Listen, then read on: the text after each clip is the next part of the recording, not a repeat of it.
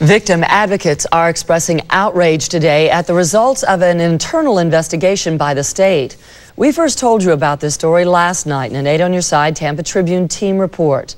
The investigation found the Florida Department of Health has been breaking state law for more than 10 years by not reporting information about possible sexual abuse by doctors to law enforcement.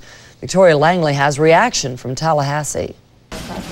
Over the past 12 years, more than 100 allegations of sexual abuse by psychologists or other mental health professionals apparently went unreported to police.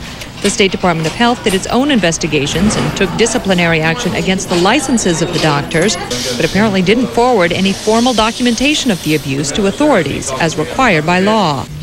Jennifer Dritt of the Florida Council Against Sexual Violence says the state's sloppy work sends a terrible message to victims. They've not been responsive to this issue. They've not been responsive to victims. That the unit responsible for taking care of this hasn't been taking it seriously. Department of Health spokeswoman Lindsay Hodges says Secretary John Aguinobi was angered too when he found out about the failures in his agency.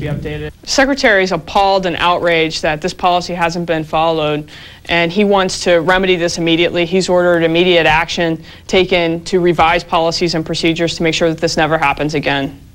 Secretary Aguinobi issued this memo creating a committee to ensure the unit that screwed up understands and complies with the law. He also ordered everyone in the unit to be retrained and demoted the supervisor. The Department of Health's Consumer Services Division is now going back through 24,000 cases dating back more than a decade by hand. They're checking to see whether police should have been notified in each case and whether or not they were. Legislative leaders are also pledging to look into the issue. They don't want bad doctors to think they're above the law. In Tallahassee, Victoria Langley, News Channel 8.